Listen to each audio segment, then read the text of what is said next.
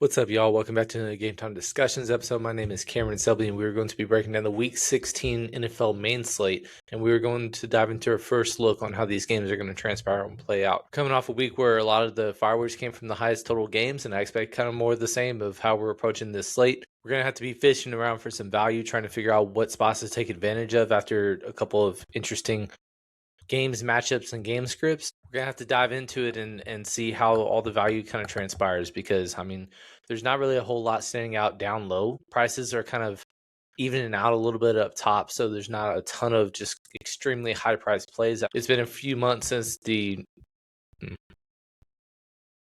last time we saw the highest price guy being less than 9K, so it's gonna even things up top and some interesting prices. So I'd say let's jump right into it and we'll see what we can figure it out. But before we do, please leave a like, comment, subscribe. Let us know how you are approaching this slate. Let us know how your showdown went with a fun showdown between the Seahawks and Rams. Hopefully we all prospered after another showdown. We had a hell of a week last week, and we're going to hopefully keep that momentum going as we enter the final 3 weeks of the season. Once again, we'll be posting our final lines in Discord about roughly 30 minutes to an hour before, whether it's exposures, main slate, early only, afternoon, all that fun stuff. And then on top of that, showdown, it is completely free. We just want to interact with you guys. So as we get into bowl season, as we get into NFL playoffs, all that fun stuff, I want to be diving into all these fun slates right with you guys. Yeah, we're getting a clearer and clearer picture of how this whole shebang is going to go down, and I'm excited for it. So yeah, without further ado, let's get right into it. Fucking sucked. So with a couple of games being flexed to Friday, we got to go through some of the highest. So with some of the games being flexed to Saturday, and this only being an 11-gamer slate, even though all 16 games are playing this weekend, we just want to go through some of the highest totals and kind of spots where we might be seeing the most ownership or best matchups or whatever to take advantage of. So starting off, it is, and this is becoming a common theme, or it has been a common theme for the last couple of years, Detroit is the highest total of the weekend, and it is no surprise there. But it is against the Steelers, not a team that we've been targeting much on the main slates.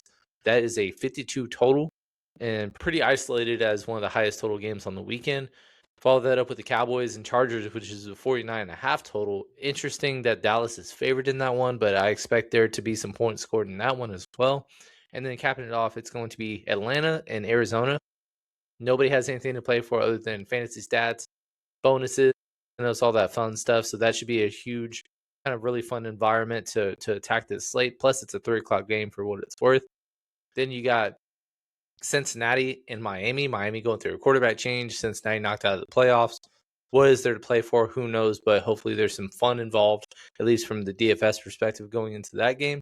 And then last but not least, we have Jacksonville, who is red hot right now, going to the cold, going to Denver in the altitude at a 47 total. That one has one seed implications. That's, keeping and controlling your destiny to host playoff games, win your division, all that fun stuff. So that should be a very, very exciting game. That should be one of the marquee games to approach this week as well. But starting off, we're going to kick off with the quarterback slate.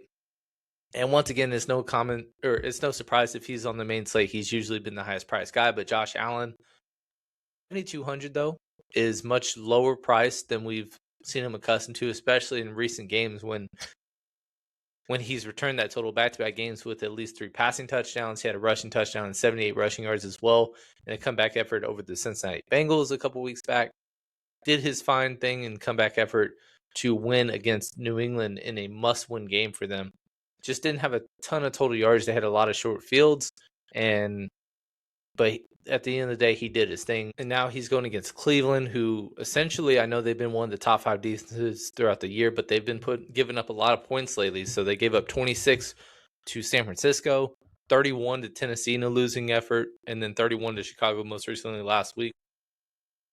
Where one of those games, it was heavily a Tony Pollard atmosphere in Tennessee, and then Chicago last week, Caleb in the cold significantly outplayed Shedeur Sanders and did very, very well to return on the value of what he was, and that was in spite of missing Rome Odunze, who was supposed to play and then aggravated his foot injury in warmups, so he was without after planning for him to be in, and he still did his work. So going against Buffalo, once again, it's never a quarterback that you feel great about stacking, but $7,200 is not a bad price point to begin with Mr. Josh Allen.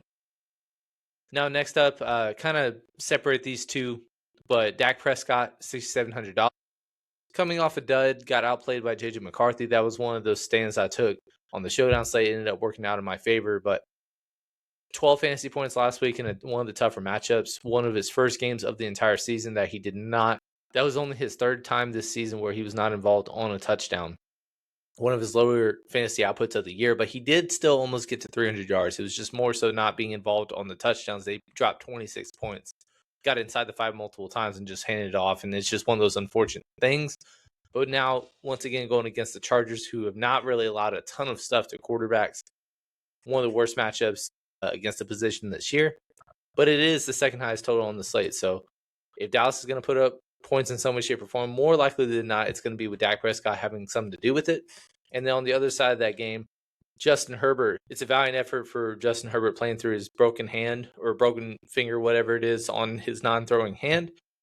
But at the same time, since he's done that, he has not had any kind of fantasy output that's been relevant enough to roster, and his price keeps on dipping as a result. That said, this is the by far juiciest matchup that he's had in a while. Going against Kansas City, going against Philly, blowing out the Raiders, but not being heavily involved. So, and on top of that, it's not like there's been a ton of over-the-top stuff. So he hasn't really flirted with the 300-yard bonus since way back in week 7, which that was only the third time of the entire season that he's done that. He's only had multiple touchdowns one time in the last 5 games. That's one of those things where it's a high total. I understand targeting that spot, targeting that atmosphere in a game environment, but it doesn't feel comfortable stacking on top of that. It's always a crapshoot trying to pick between Lavin Conkey, Quentin Johnston, Keenan Allen. Hopefully you can pick the right two if you end up going that route. Usually when you do stack Justin Herbert, you do need to do a double in some way, shape, or form. It is the matchup to do it, but just a little scary because he just has not put it together in the last several games. But kind of going back to it, Joe Burrow bummed us out after a couple strong performances returning. Expected more. I know T. Higgins was out. That didn't help, but guess what? He still put up 19 fantasy points in a blowout effort against Baltimore, and then, less than 2 weeks later, playing Baltimore again, getting absolutely shut out. 0 touchdowns, 2 picks, and now his price is just kind of right around a weird range where, once again, you do have to spend all the way up if you're going to go with the Cincinnati route. It is an interesting game environment. It's more the fun one where you have not much to play for other than just putting up numbers. So I can see him bouncing back in a good spot. But at the same time, it's not like Miami has just been a world beater of just we're going to target them every single week in and week out. They've actually outplayed my expectations of how they were going to go about because of all the injuries that they've dealt with this year.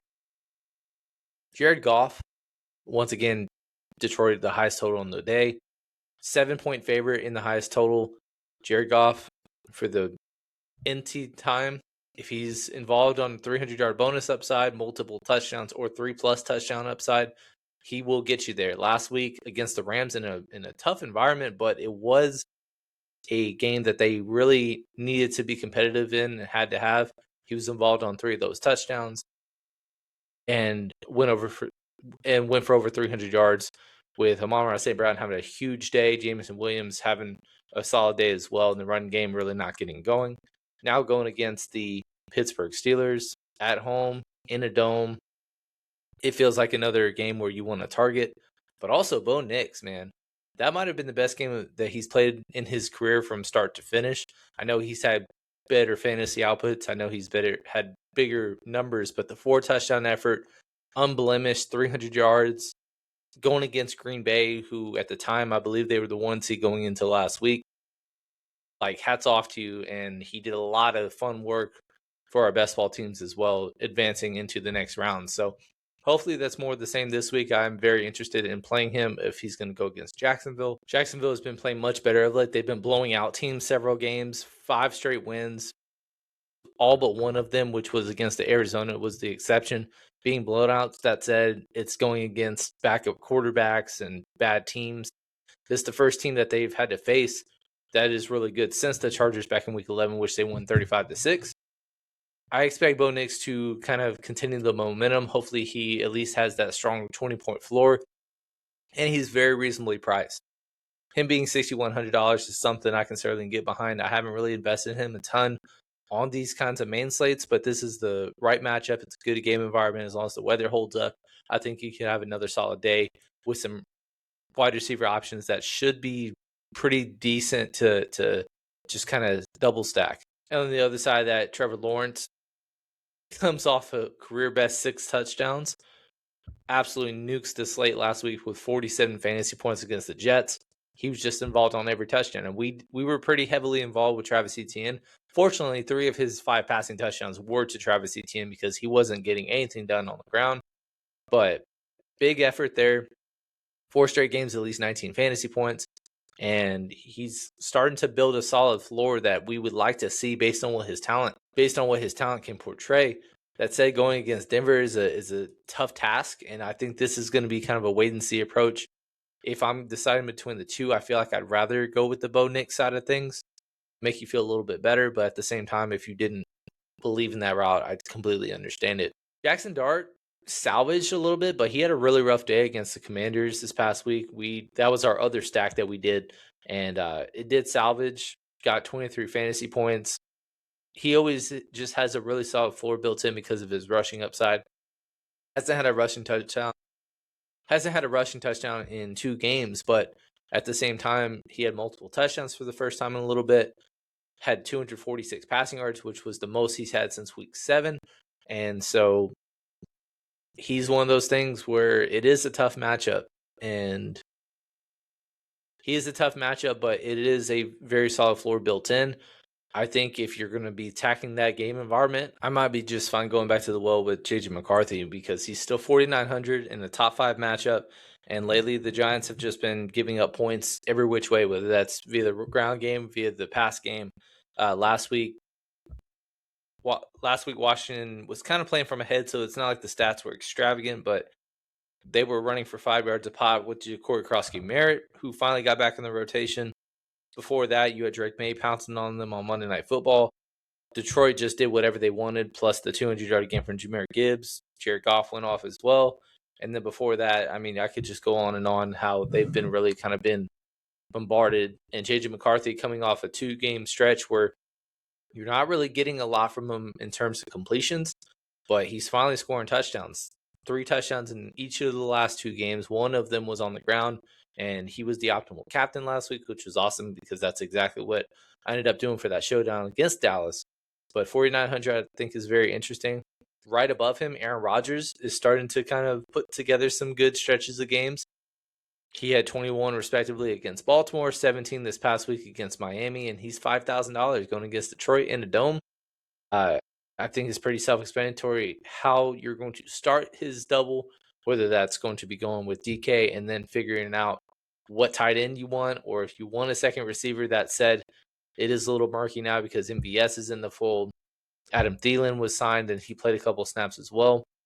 So it's mostly been dink and dunk in addition to some DK Metcalf love. So if that's going to be the route that you go, I don't mind that for 5,000. On the other side, if we're going to go to a very marquee game that we must discuss, Baker Mayfield, $5,700. I believe that's a season low in terms of price. Yes. Lowest price he's been in this entire season. They play Carolina twice in the final 3 weeks. That's going to decide the division. They're both the same record. Tampa Bay is going the wrong way right now. They gave a game they absolutely should not have this past week against Atlanta. And now this is kind of do or die mode. And Baker, I know he's hurt. I know he's banged up. It's valiant that he's playing through it.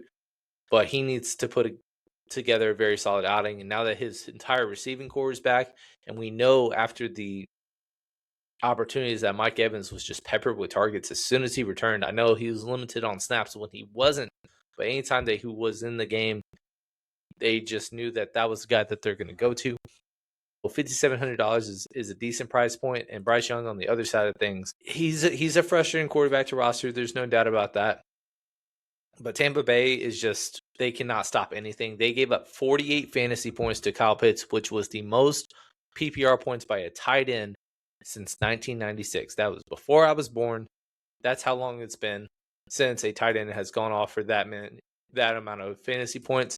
And so Bryce Young, Tedero McMillan, he's got some decent stacking options and it's probably all affordable as well. And it might be lower owned just because nobody really loves stacking Carolina. Right now, in terms of ownership, both are kind of middle of the pack. Where Baker actually Baker is one of the higher owned quarterbacks on the slate, but Bryce Young on the other hand, he's showing positive leverage, but less than 5% owned. So I think that might be the way and approach to go, especially when you save some money there. And then for the 8th, 10th time, whatever it is, there's L's everywhere, and it doesn't matter because no matter what, it doesn't matter the matchup. Jacoby Brissett just gets to 20 fantasy points, and for some reason, his price dipped down to 5,300. There's no reason why it should be. Every single game since week 6, he's been at least 20 fantasy points, even against Houston, who are the hottest defense right now, who absolutely shit on the Cardinals this past week. Jacoby Brissett still got there with 3 touchdowns passing, 40 pass attempts, 250 yards, and you know exactly who he's going to go to. The thing is, with Michael Wilson being the alpha in recent games because they've had multiple receiver injuries, multiple guys go to IR. Marvin Harrison, whether or not he's going to be back, that remains to be seen. But if he isn't, you know Trey McBride's going to be involved. He's having a historical fantasy season where he's almost outscored the tight end 2 overall by a full 100 points. That's how dominant he has been as a tight end compared to the rest of the field. And I know he's 7,600, but when your quarterback's 5,300, you're at home. That's exactly kind of the good spot to be in if you wanted to approach that. So a decent amount of value at quarterback this week. CJ Stroud really gathering some momentum. He was kind of chalky last week, so I stayed off him, but he had 3 touchdowns, which was awesome to see. 23 fantasy points, one of his better efforts of the week. Still only 5,500 going against the Raiders, who are just the worst team in football right now. Just got shut out 31-0. So I can completely see him going off again. Tyler Shuck, pretty solid floor over the last month. I know he did have a dud against Atlanta, but 1, that was when he was 4,400, and then 2, he had 43 pass attempts, which I can live with if he's going to have 43 pass attempts, 7 rush attempts, and he just is not involved on touchdowns. The other games, though, at least 18 fantasy points in each of those games. Pretty solid rushing floor. Rarely is involved in multiple touchdowns, but you're going at home in a dome against a team that just gave up 47 to Trevor Lawrence. You know it starts with Chris Olave. Devon Bailey could be involved. Juwan Johnson could be involved. Evan Neal also, he's already ruled out for what it's worth, and whether or not Kamara returns, that just gives you more confidence to attack the passing game. So $5,400 is another fine price point. And then going down a couple guys to really bring up, you got Gardner Minshew. Obviously, the big news of the weekend was not only the Chiefs being eliminated, but Patrick Mahomes tearing his ACL. He is now out for the season. And so now Gardner Minshew, it's a very interesting spot because he's $4,500 going against the Tennessee Titans, one of the worst defenses overall in the league this year. And right now, and with Tennessee kind of cycling through some of the most recent quarterback performances against them, Seattle dropped 30 on them when Sam Darnold went for 244 and 2 touchdowns. They were blown out by the Jacksonville Jaguars. Trevor Lawrence, 229, 2 touchdowns was okay day. And then after that, Shedeur Sanders, 360 yards, 3 touchdowns in the cold, and then followed that up with Brock Purdy, just missing the bonus, but 295 passing yards, 3 touchdowns. We've seen Gardner Minshew sling it before, and I know I just feel like this could be a day where everybody just wants to be away from the Chiefs, and he finds a way to make some things work and has a pretty salvageable or solid day. The thing is, there's so much value at quarterback this week that I don't even know if you need to go down all the way to 4,500. But I just think it's in consideration if I do say so myself. And then last but not least, I'm not even going to mention Geno Smith because he's been awful. He's also going against Houston. I think the big news of the town is going to be Quinn Ewers making his starting debut as a Miami Dolphin quarterback. Tua Tagovailoa followed a Monday night effort getting benched. And so Quinn Ewers is going to start. Zach Wilson's going to back him up. And now you're at home going against Cincinnati. You're a minimum price quarterback. We've seen that multiple times work out this season. And again, I don't really know how this is going to pan out, but you know exactly who he's going to throw it to. It's going to be Devon Achane. It's going to be Jalen Waddle. Maybe some Darren Waller in there who just had 2 touchdowns himself. So he's $4,000. Good matchup all the way down at the bottom. There's a lot of value on this slate in terms of the quarterback position. But then jumping on over running back, a couple of studs up top. No surprise there, Devon Achane being one of the most popular running backs. He's not really shown as much ownership as I thought he would. I don't think going from Tua to Quinn Ewers is really going to just really hamper his value. He's been one of the safest floors throughout the entire season. Quietly 11 touchdowns on the year, almost 1,200 yards, and he's been just a safe floor. Him being the highest priced guy is going to make people want to stay away, but it is the best running back. It is the best matchup for running backs. Being at home and being with a rookie quarterback, maybe they want to pepper him even more, and he could have 30 touch upside. So I see that he's 15% owned roughly. I think it should be higher than that. If it's not, I think it's a pretty good bargain, being a good leverage spot, I would say. So I don't mind that at all. Bijan Robinson absolutely nuked the Tampa Bay Buccaneers. Had a rushing touchdown, 11 targets, 173 all-purpose yards. Going against Arizona, like I said, that's the sneaky fun environment. If you can find a way to stack Jacoby Brissett with Trey McBride and bring him back with Bijan and find value to where your lineup isn't just spraying and praying multiple guys down low and figuring it out that way, I think that's a really fun way to go about building. I don't really know if there's a specific dog I want to lean towards with any of these three guys, because Jahmyr Gibbs, I feel like I get him wrong every time. With Jahmyr Gibbs, he's basically cycled with all-time elite game, bad game, all-time elite game, bad game, with the exception of 22 being solid day. Him being 8,500 is the worst matchup of the trio, but he also has the highest total, and he's also at home and a big touchdown favorite. I can see your argument if you prefer him over Bijan or Devon Achane. I think mixing and matching, I'm interested in all three of those, and we'll just kind of see what happens with that. Travis Etienne, like I mentioned, not a strong day running the football, and he's been held to under 4 yards a carry 5 of the last 6 games, but it's more so just he's been not necessarily a bell cow, but getting the important touches.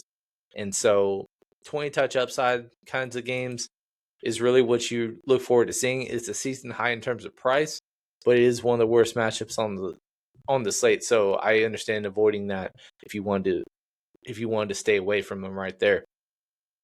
James Cook, he's been up and down. Had a really strong day against New England with 2 touchdowns over 100 yards. But then he's had games before where he's fumbling, he's getting held out of the end zone and not returning value. So his price dipping a little bit was interesting to me, but it is going against Cleveland. If they're going to put up points, they have to somehow. He definitely could be involved, but I don't really know if you're going to go all the way up here. He's kind of isolated by himself because there's no one within 700 of him below him, and then he's 800 away from the next tier of guys. So kind of by himself.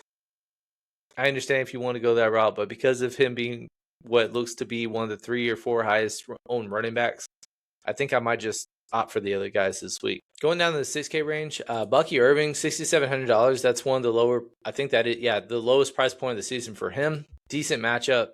I think that's a good spot to target this week. He's been basically 19 touches every single week that he's played since he returned. It's just whether or not he scored a touchdown. He happened to not score it. He happened to not score the touchdown on the showdown slate. That was a good fade by us, but it was not like a confident fade whatsoever, and it just happened to be that Bijan scored 30, he scored 8, and it was a big factor, and it wasn't just like a true pick'em between the two. Woody Marks left the game after being one of the chalkiest running backs on the slate last week, or the chalkiest running back.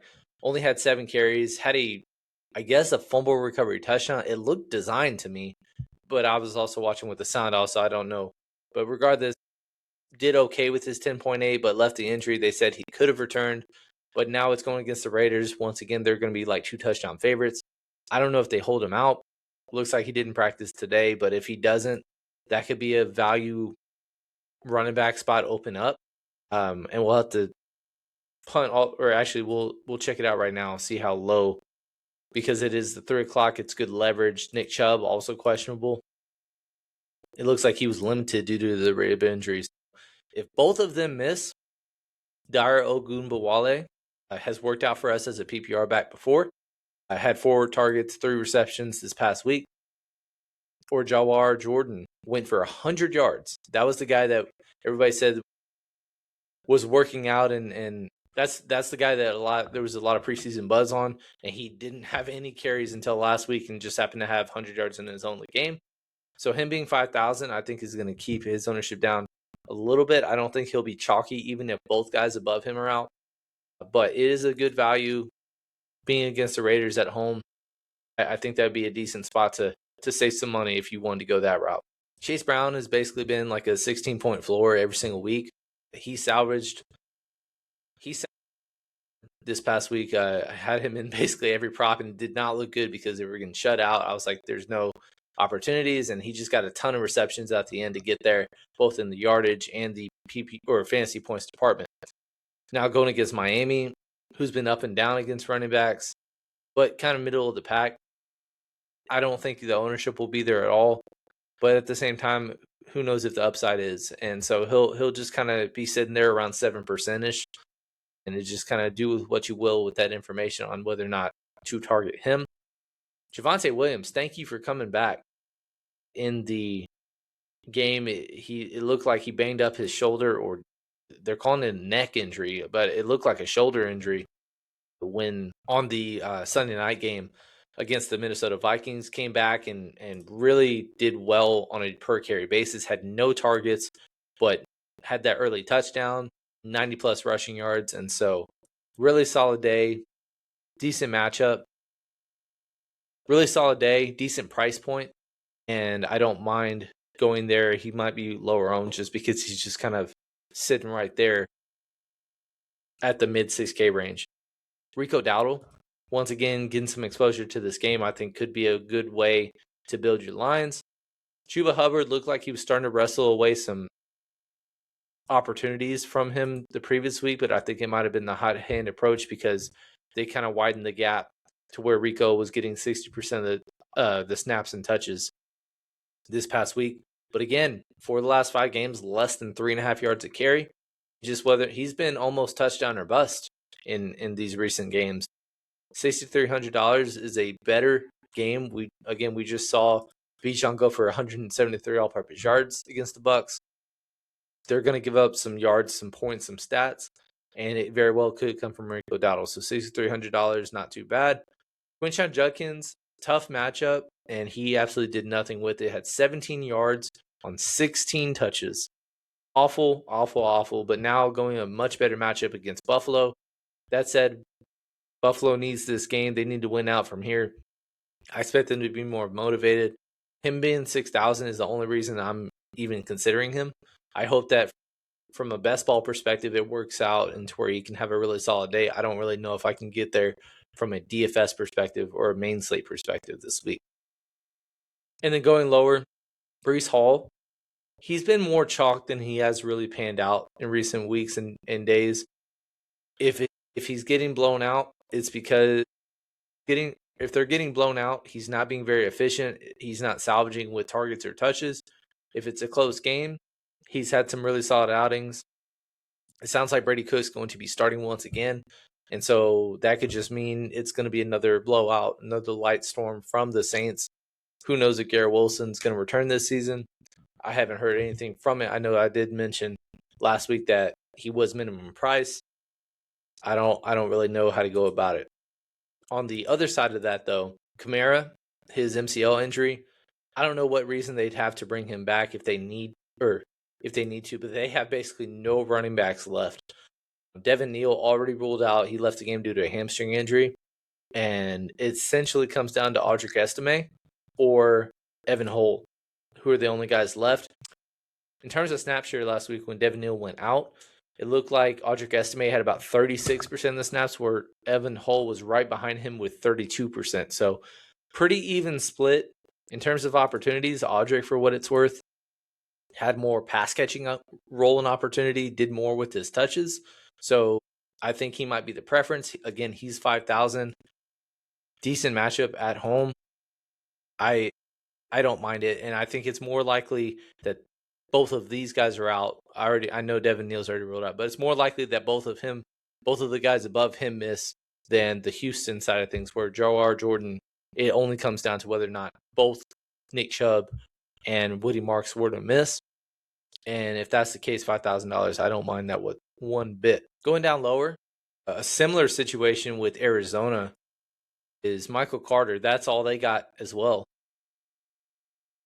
Bam Knight now on IR. Trey Benson, we heard, is not coming back. And so it's Amari DiMercato, only had 3 touches this past week. Michael Carter had the lion's share, had 18 opportunities, and really did well with them, going for 94 yards. Really solid outing with 13 fantasy points. I think that was his best performance since week 5. That was the first game without Trey Benson, and had a really solid day. So 5,400.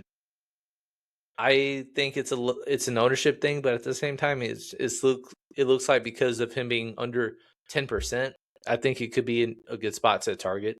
I don't mind going that low if you're going to go about that. After that, I think it's like you got Aaron Jones, pretty solid in terms of efficiency, but not enough touches. He really has. I don't think he's passed 15 opportunities other than one time this season. Going back last week, again, with the exception of Dallas playing Detroit, they've really shut down the run game and running backs in general throughout most of the year. So that wasn't the best matchup or sample size, but the Giants, that is the spot to target the running back. So $5,200, I think, is a very good spot, and he projects pretty well. The thing is, his ownership is pretty spiked up right now, and I think it's because right now there's a lot of uncertainty on who will not play. If we see a couple of things where Audric Estime, Jawar Jordan are both viable, Kenneth Gainwell has been a good PPR back as well recently.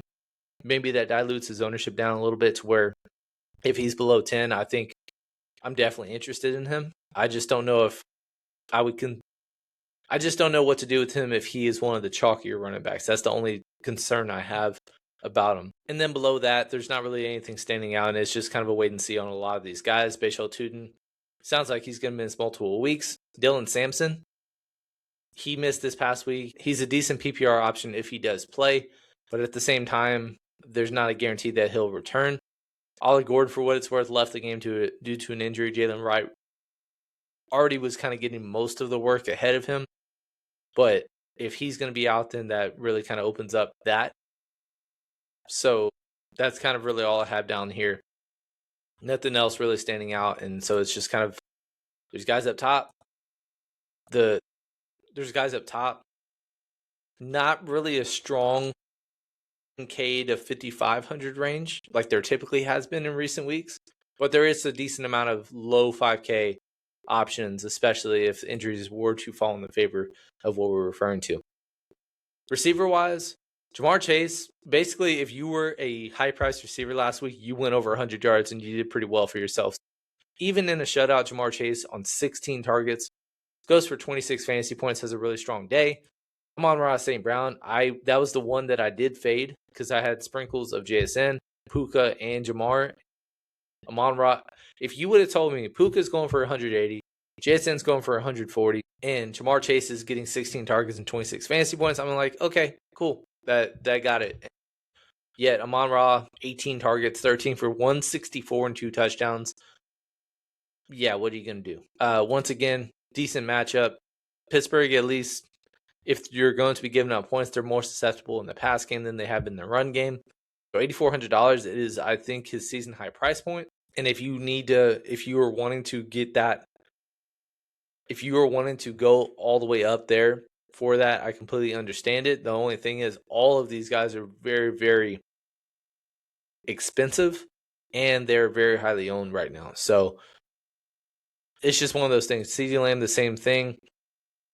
Didn't practice because of an illness. I don't have a concern there, but 3 straight games over 100 yards. Probably would have been over 200 yards if he didn't get concussed in this Detroit game. And he's been pretty lights out since the bye. I know he had a pretty down season leading up to that point. He struggled with drops this year. But he's been the consistent guy, whereas George Pickens has kind of fallen back into the realm of, the diva-ish inconsistencies. Back-to-back really big duds after really, really strong 2-month sample size of just being steady, consistent as a fantasy presence. I mentioned Gardner Minshew. If he's going to be any kind of relevant, it's probably going to be involving Rashee Rice. That's his lowest price point since week 8. And I think it's a good spot for leverage. If and when he plays, I think it's a very good leverage spot. He was experiencing some concussion symptoms, however, on Monday. So I don't think he left the game with a concussion. So this is kind of one of those things where it is a little concerning. And if he does miss, that really opens things up to where I have no idea how to approach it other than just going with the Xavier Worthies, who was at a season low price point. Maybe that opens up Hollywood Brown. Juju Smith-Schuster gets a little more involved, or Tyquan Thornton, who's also questionable. And so if he's out, maybe Xavier Worthy at a season low price point, Hollywood Brown being under 4K, Juju Smith-Schuster at minimum price are very interesting. Tyquan Thornton left the game due to concussion as well, but he actually left the game. I think Rashee Rice, that was like experiencing it after the fact. Either way, if both miss, it's a good matchup, and I just don't mind getting there if all the ownership is going to be low. Rashee Rice, compared to everybody else around him, it's minuscule ownership, and I don't see any kind of setbacks if he does clear concussion protocol. If he does not, though, that really opens up some things. So when we do build lineups later, I might do some if-thens to try to squeeze him in to be overweight to him. And if he does miss and we pretend that he misses, then I want to get some Xavier Worthy in my lines. And then going down, it sounds like there's optimism Drake London could return after missing over the last 3-4 games. He hasn't been active since week 11, where he had a huge stretch of really, really strong games with 5 touchdowns in 5 games. 4 of those 5 games going over 100 yards. Now that he's with Kirk Cousins, with Michael Penix being out for the year, that adds another dynamic to how you really approach it. But $7,000 is a reasonable price point to find out if you wanted to. I would expect, because of the strong day from Kyle Pitts and being only $5,000, crazy price point to me, I think maybe people stay off him. But it's just kind of one of those wait and see, how is the ownership going to take place on that one. If Marvin Harrison is out, which it sounds like he was limited after his heel injury, he's missed the last 2 games. Michael Wilson is just too cheap once again. Even though this was probably his most inconsistent, or this was probably his first true. This was probably his first dud, I guess you would say, without Marvin Harrison in the fold, because I don't even have to point him out to you. You know that 185, that 118, that 142, where he's averaging, or he's getting at least 15 targets in all those games. Those are the games Marvin Harrison missed. And then this one where he had 11 targets, only caught 5 of them, but it was the toughest matchup, and he still scored a touchdown, got there with 16 fantasy points. This is a much better matchup this week. We just saw Mike Evans, first game back, go for over 100 yards. So if Marvin Harrison's out, I'm definitely playing some Michael Wilson this week. If Marvin Harrison's in, I think that's kind of really nukes what I really view him as. That doesn't mean that he can't be a fantasy asset this week, but I think that severely limits his upside when Marvin Harrison's in the fold now. And also, you still have Trey McBride there, who's been lights out. T. Higgins, he was limited. He could clear concussion protocol, but it's just, I don't really know what to do with it, because he hit his head multiple times his first game back. They have nothing to play for, and I don't really know what to go about it. On the other side of that game, you have Jalen Waddle. It's an unknown of how that will work out. Only caught 2 of 4 targets this past week on the showdown slate, but now with Quinn Ewers, I don't know what that looks like. So that's a gamble that you got to pay $6,800 to find out. I don't really know if I can get there, if I'm being honest with you. Mike Evans, after a really strong performance, he had a really, really solid day where he had a bunch of targets over 100 yards, like I mentioned. Going against the Panthers, $6,300 is a decent price point. He's also surrounded by a bunch of guys in decent matchups and spots. So Chris Olave, I mentioned, if you like some Tyler Shuck this week, he's kind of by himself, $6,500. Jameson Williams, a lot of up and down, but recently, 5 of the last 6 games, he's been awesome. At least 17 fantasy points in most of those games. but he had a chalky. I remember him being chalky this week, and he went over. It's a good matchup, but it's a season high price point. So, are you willing to pay that? That's a risk that you have to be willing to take. This is a frustrating range because these are some really talented guys and receivers that I just don't know what to work with their inconsistencies. Lad McConkey, since Justin Herbert's hurt his hand, has not gone over 40 yards in 4 straight games. It's a great matchup. He's $6,100. That's not a terrible price point, but it's hard to have a lot of confidence in him. Justin Jefferson just went against that really easy matchup and caught 2 passes for 22 yards in a game where his quarterback went for 24 fantasy points. I can't play him anymore. Like, that was one of those last straw things, and maybe he finally goes off when I finally plant the flag of I just can't play him. He's going to be low owned. He's only $6,000. Doesn't deserve to be that low in terms of a talent, but he just is. The floor is lower than anyone could have ever imagined, and that's the frustrating thing about him. Emeka Ibuka had a decent day with both Godwin, Mike Evans playing with him for the first time, and he just didn't happen to score the touchdown, whereas Chris Godwin did, and then Mike Evans went for 100 yards, so he was the third in the pecking order. But he did happen to play 64% of the snaps, which is by far second on the team. 7 targets was a decent share. $5,900 price point is okay. I just don't really know if I have a preference to go there. Teteroa McMillan, questionable right now. Didn't practice due to a foot/ankle. It sounds like he's banged up and just trying to get through the rest of the year. Has had a lot of duds, with the exception of a couple of big games like against Atlanta where he dropped 36.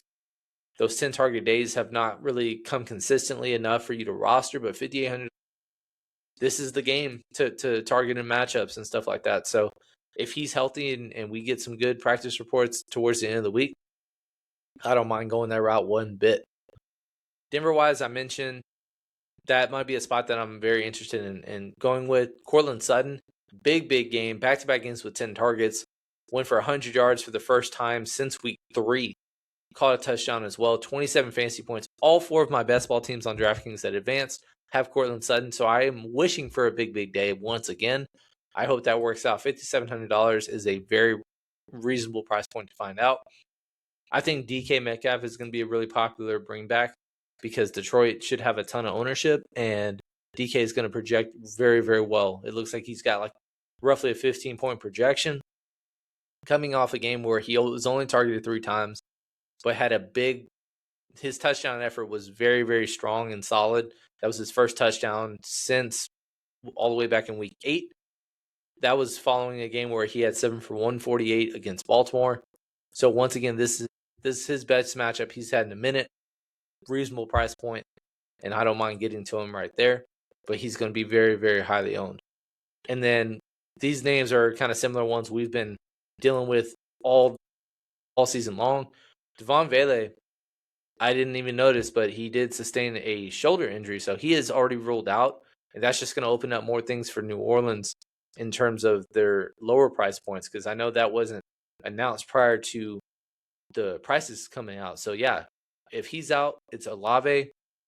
Mason Tipton. Without him, it's Olave by himself, and then Mason Tipton, $3,200, 80% of the snaps, only had 2 targets, caught 1 for 5, and he's just on the field a lot. And so he's going to be on the field a ton. Kevin Austin had the biggest bump of the next guys up, and he's all the way down at minimum price. He caught 3 of his 5 targets for 33 yards. That could be a spot to double stack and just open up a ton of salary at $3,100. Or you can just go to the Juwan Johnson, like I mentioned, $4,000. He's been up and down. He's been a steady, get you at least 7, but because he hasn't really had a ceiling other than like this Carolina game where he had a big 52-yard reception, he's just been a really solid, can occasionally get you 15. $4,000 is fine as well. Maybe that helps him out a little bit now that Devon Bailey is out. Did not notice that before we started this recording. And then the rest of these, like, what are you going to do? A.D. Mitchell, he salvaged like hell in this game because he had over for a while with Brady Cook in the fold, and then ends up with 17 fantasy points, 7 of 10 targets, by far the most on the team. $4,500. That's a decently priced bring back. I just have not been able to get them right because I took a stand a few weeks back on A.D. Mitchell. John Mechie went off. I took the stand on John Mechie. A.D. Mitchell was the only receiver on the entire slate that went over 100 yards. So then the following week, I did not play him because he was chalky. He caught 1 of 6 targets for 24 yards. And then I don't even remember how high owned he was this past week, but he did not play well, or he was not performing well, and then had a really salvageable day. So that's a decent price point for a mid 4K receiver. I mentioned Xavier Worthy. It is just purely a vibes thing. They just have not fed him the ball at all. He has had 1 touchdown this entire season. And this comes down to whether or not Rashee Rice plays. If he does not play, $4,400 for the by default wide receiver 1 is very interesting. But at the same time, everybody's going to look at that. It's going to rise up his ownership. And then all of a sudden, that just means that Marquise Brown is going to be the guy that goes off, not him. So I'm very interested because of the matchup. But at the same time, I think it just comes down to if he's going to be low owned or not. Right now, he's showing 2% owned right now in positive leverage. That's all it takes to get overweight to guys like this that are just, it's a complete vibe whether or not you're going to be playing him. Going down low, it just comes down to some of these certain guys. Can Malik Washington be a little elevated without Tua? Maybe, maybe not. It's a vibe if you feel that way, though. Xavier Legette has been pretty up and down, has had more down recently than he has had up. But it's one of those games where we're looking for big plays, and Tampa Bay gave up a lot of big plays against the Atlanta Falcons. So I could see it happening for low ownership. And then down low, if Pat Bryant doesn't play, Marvin Mims had a decent amount of touches. He had 7 targets, or he had 7 opportunities on the day, and it looks like the first game sample without Pat Bryant in the fold. His snaps didn't really increase at all. He only went to 31% where he was 27 the week before. So really no significant snap difference, but opportunity difference is what it was, where he had 2 touches the previous week. Hadn't had a game with 7 touches since week 7. And so that was a pretty solid day. He just happened to not score. But also Lil Jordan Humphrey was the guy that had most of the snap increase. Caught a touchdown. That was his first touchdown of the year, 4th game with the team since he was a former Giant earlier in the season. And he's still one of the cheaper receivers. It comes down to Pat Bryant whether or not he plays. If he does play, then obviously that's a moot point for all those guys. But I'm just kind of filtering down here to see if there's even anybody worth playing. Isaiah Bond had his snaps significantly decrease in recent weeks. But Cedric Tillman did not play a ton this past week. Only had 7 snaps in the entire game. This wasn't a health thing. I think it was a coach thing. And Isaiah Bond was the one that benefited the most. Caught 2 big passes. One was 42 yards. One was 47 yards. And he's minimum price. So 68% of the snaps, minimum price. If you think it's more of the same, he's going to increase his opportunity share.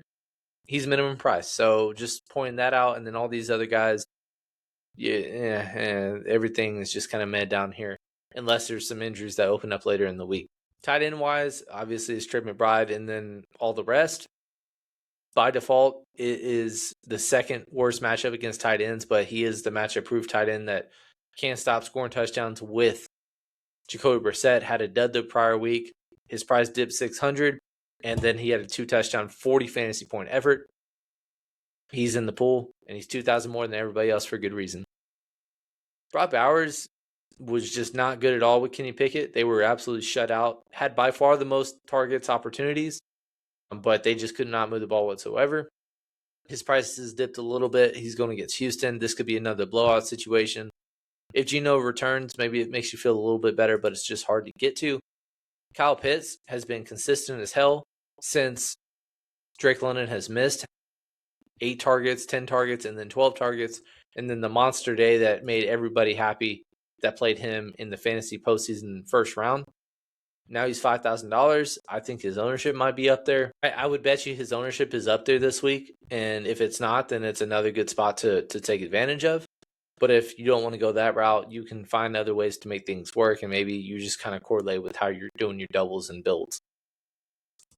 Brendan Strange, in terms of the highest leverage guys, it's actually Brock Bowers is showing some of the highest leverage just because he's less than 5% owned right now. Also, Juwan Johnson, I mentioned earlier. Harold Fannin was chalk this past week. 14 targets in a game where they were blown out 31-3. 14 targets without David Njoku in the fold.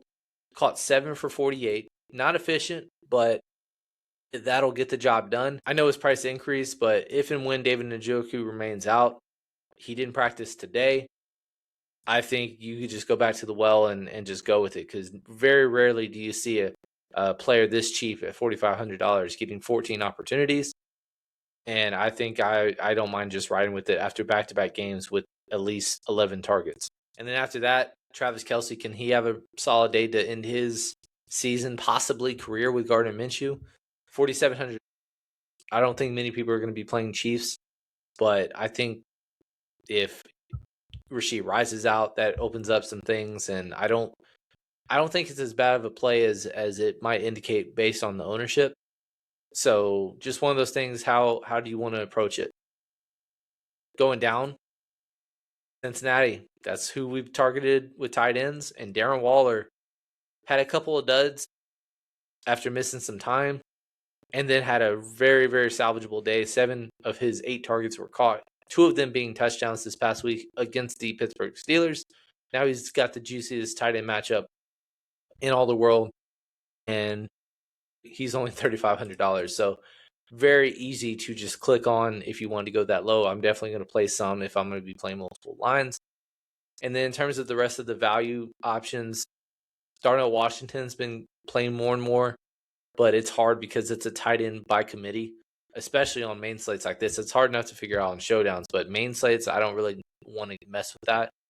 Evan Ingram, all the way down to 2,900. I'm so happy that I faded him as a tight end this year. He has not panned out whatsoever as a fantasy asset, but he's below 3K, and it's a good matchup. So sure, possibly. Noah Fant did not practice. He left the game due to an injury. So if he does not play, that just elevates like a Mike Gesicki even more. He only had 2 targets in spite of him leaving early. So it's not like it's a very sexy matchup or opportunity, but just worth noting. But yeah, a lot of these tight ends, it's just kind of mix and match. There's guys high, middle, and low, like there has been all year. Let's kick it off, and we'll start off with the defense. I'm going to put the Chargers in just because. And we're going to start off with the Denver double, and they bring back from the Jags. I'm going to say Cortland Sutton. And based on Pat Bryant returning, I think he was limited to practice. He doesn't even have a Q tag, so that's a really good sign for him. Maybe that decreases the excitement of playing a Troy Franklin at $5,200, but maybe RJ Harvey can kind of be involved at 62, though it's not a great matchup.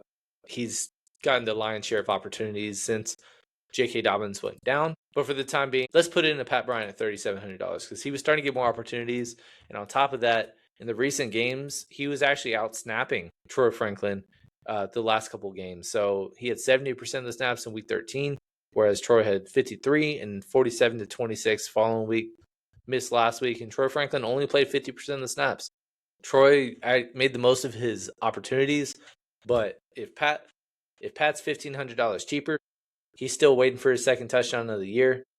I don't mind that. Let's go back. That might be a little cheaper way to go about it. If we're doing brainbacks, I don't know if there's a Jag that's going to make you feel comfortable. I will say, though, a lot of them are going to be lower owned. Brendan Strange is probably the highest owned skill player on the Jags right now. It's understandable since he's $3,900. Let's start off with that and see what we can do.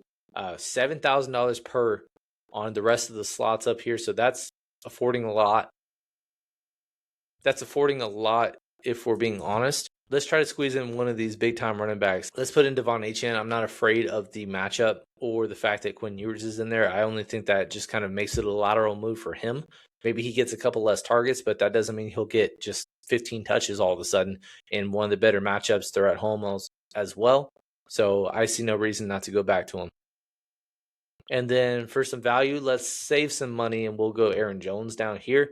Minnesota's playing much better, and maybe because of the fact that they'll be favored on the road, they'll get him a little bit more involved. And then we look at the last two spots, $7,100 per. Like we said, there's a lot of names in the 5K range that are decent. If we went DK Metcalf and we wanted to bring that back with a Jahmyr Gibbs, Amon-Ra St. Brown, we can do that. That's a decent way to go about things. You just stack both wide receiver ones. Maybe that affords you a little bit more to go in a different direction. Maybe that's more defense. If that's $400, you can put in another direction. Can't really afford anything above that. I know Dalton Kincaid has been decent as a tight end, but he's been just banged up, knee injury recently. They're probably doing some maintenance, and it's just hard to confidently put yourself with some ownership of him when he's just kind of a mid-price receiver. But if you don't like RSB, but I think that's a pretty decent start. It's not like there's anywhere that you can try to get up to. Like Aaron Jones doesn't really open up a ton. Maybe Ashton Genty, but at the same time, it's a terrible matchup. And Philly has been an awesome matchup, and he just couldn't get anything going because it was Kenny Pickett, and they couldn't move the ball at all. Maybe instead of Aaron Jones, you want Michael Carter, but I probably feel a little better about Aaron Jones, if I'm being honest with you. So I think that's probably the best way, and at least in terms of this first look. Let's do what we want to do, and that's going to be just a Jacoby Brissett build. This time I want to see, with Marvin Harrison being limited, I just want to play some pretend and say that he's going to be playing. We're going to do that double with him and Trey McBride and try to see what we can do.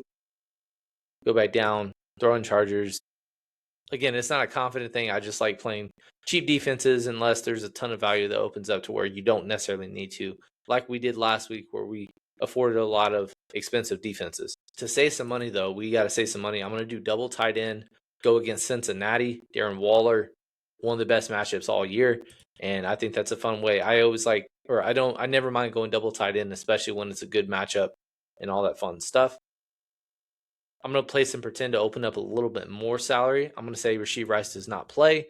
Tyquan Thornton does not play. Xavier Worthy, $4,400, season low price point, going against Tennessee is a good spot. Hopefully lower owned, and that just saves up a whole lot of money where we can do a whole lot of things. And then the last two guys in, bring back. I mentioned earlier I wanted to try to do a Bijan with a double. So you can do that. And then the last two guys in, $6,200 per is a pretty decent price point. I don't think you can go all the way up to Amon-Ra, but maybe you go to Jameson Williams, $6,100 last guy in. That is Jalen Warren, Quinshon Judkins, Breece Hall. Like I said, it's not that exciting down low in terms of the receiver. It's not exciting down low in terms of the running backs this week. So maybe you have to go either all the way down at receiver instead. So let's try to throw in another stud running back. So Jahmyr Gibbs, come on down, $4,000 last guy in. That's John Mechie. Doesn't make you feel good. Maybe you got to go a little bit cheaper. Let's say that's James Cook instead. Said he would be a little bit isolated, but it is what it is. Last guy in could be A.D. Mitchell. Going against New Orleans, that's fine as well. Don't mind that. You get two stud running backs. Receiver is just kind of very, very puntish. Receiver is very puntish. You play a couple of former Longhorn teammates, as well as Marvin Harrison returning, who could possibly be lower owned than his matchup warrants. Trey McBride, the stud tight end, and then all the way down to Darren Waller. Like, that's fine. I just don't. This build's not the best, I would say. But I do think getting Jacoby Brissett, McBride, bring back with Bijan, I think is a fun way to go about builds. Hopefully we can get more value later in the week to help make you feel a little better about those lines. I do want to do a Tyler Shuck line. He's down at $5,400. And again, a lot of these guys down low, pretty decent matchups and stackable options at the very bottom at the quarterback position. And if we're going to double stack a Tyler Shuck, it's probably going to start with Chris Olave, who's been pretty steady, consistent in terms of most of his target share being steady. And then we're going to punt all the way down. Let's say you can pick your poison between Kevin Austin Jr. and Mason Tipton. Mason, like I said, had 80% of the snaps this past week. Didn't really do much in terms of touches, but Kevin Austin actually had 5 targets. So let's throw him in and see what we can do. On the bring back side of things, I'm going to stick in that same game, and I'm going to say A.D. Mitchell is the preferred bring back instead of going Breece Hall, because in a blowout, Breece Hall didn't salvage his day. A.D. Mitchell did, so why not? And we're just going to be wrong again picking the Jets receivers. Third, cheap defense once again. You get $7,000 per. If you're not going expensive tight end up top, you're going to be saving a whole lot of money. Let's say Harold Fannin Jr. That's the way to go about things once again this week. Let's throw in Darren Waller again. Once again, really strong matchup. And $8,200 for your last 3 guys in. So that could go bang, bang. And then you get $7,100 for the last guy. That's a Drake London. But you also put in Bijan, so I'm probably not going to do that. It could be Chase Brown. Or if you want to go down a little bit from HN, since you don't want to play 2 Miami Dolphins, isolated maybe that's Jahmyr Gibbs. $7,400, that is Rashee Rice if he plays. That's George Pickens. Almost enough for Nico. You could try to get a little cheaper than that. Let's say Amon-Ra is the preferred Detroit guy that you want. Again, running back is pretty tough in that mid-tier price, so you might have to save a little bit more salary elsewhere unless you were comfortable going with an Etienne or Chase Brown there. But if you win Jahmyr Gibbs, I think that's pretty, just comfortably say that is the first look. Maybe instead of going the direction of really cheap tight end, you go the expensive tight end, and maybe that's a Bowers, maybe that's a Pitts. Maybe we can spend up a little bit more at quarterback. Maybe instead of doing that, you wanted to spend up a little bit more at tight end. Maybe that's Travis Kelce. $6,200 is a plethora of guys. Once again, maybe Courtland Sutton's the favorite. Or if you want to correlate, you go back all the way down to DK Metcalf. Opens up to $3,200 on defense. Denver, one of the best defenses on the year. Though they're going against the Red Hot Jaguars. But I don't mind them. Don't really want to play Detroit for 31. Tampa Bay's defense has been awful. I don't know why they're this expensive. Dallas's defense, I mean, they're favored. So if you are on the right side or the Dallas side of things this week, that's not bad. But I think Denver would probably be the way to go on here and figure it out that way. In terms of the 3 o'clock games, as long as you have some exposure to that Detroit-Pittsburgh game, I think it's a good idea, as well as Jacksonville-Denver. And then Atlanta. There's a lot of 3 o'clock in this specific spot, whereas the double stack bring back is the only part of that 12 o'clock slate. Let's do one more and we'll get out of here. I want to do a very pukey stack, and that's going to be the Carolina Panthers with the bring back in the Tampa Bay game sort of thing. So we're going to start off with a Tedero McMillan, and then after that, Jalen Coker and Xavier Legette, really by far the wide receiver 2 and 3 in terms of snaps. Coker is 44. Because he's getting more consistent opportunities. He's had at least 4 targets in 6 of the last 7 games and caught touchdowns in back-to-back games as well. So that's a decent price point. Let's throw in Coker. Cheap defense once again. Chargers. And then my bring back, I'm actually going to put Bucky Irving as the bring back in this game. Let's say he gets back into the end zone in a get-right spot. I want to play another expensive running back. This time, let's go with Bijan. And then we're going to see what we can make do. Throw in Darren Waller, it makes a ton of sense at $3,500. And then if you went a DK Metcalf, $8,000, not enough for Amon-Ra, unfortunately, but you can find $400 somewhere. Maybe that's punting all the way down to defense. Maybe getting off of Bijan. If you didn't want to play that game whatsoever, maybe that's Courtland Sutton. Once again, $7,700 last guy, and that could be a Trey McBride as a bring back to Bijan as a skinny. That could be James Cook. That could be Nico Collins, who's been pretty lightning hot. I skipped over him, but 5 of the last 6 games, over 19 fantasy points. Has had multiple touchdowns in recent games, 100-yard upside, 10-plus targets. So that's fine as well if you wanted to do that. To put a button on it, though, you can go to Amon-Ra, $5,000, last guy in. That's one of those running backs I mentioned earlier. Maybe that's going down from Kyle Pitts. Maybe that's going all the way down to like an Xavier Worthy once again with the expectation of a potential injury to multiple receivers and them missing time. And it's low owned. I don't know. There's a lot of interesting ways to go about building this week. It's not like I have a ton of confident builds early on. We are recording as of a Wednesday. But with that said, that's all I got for you guys. Please leave a like, comment, subscribe. Let us know what stands you're taking. There's some really good studs up top, and a lot of ownership is reflecting that. So what stands do you want to take to really approach this slate? Main has been really, really tough. That's been the one caveat of just not nailing having takedowns yet, but it could be coming at any stretch of the imagination. So I'm definitely going to be playing. There's going to be ways to make excitement for this slate, and I hope you guys can be a part of it. So yeah, let us know how Showdown went for you. Let us know how you're approaching the slate. Get in Discord. We're going to be posting our final lines about an hour, 30 minutes before kickoff. Exposures, all that fun stuff. If you wanted to do that, if you want to interact with us anyway, we got all kinds of socials, all that stuff. Can't thank you enough. Thank you guys for tuning in if you have this far, and we will see you guys on the next one.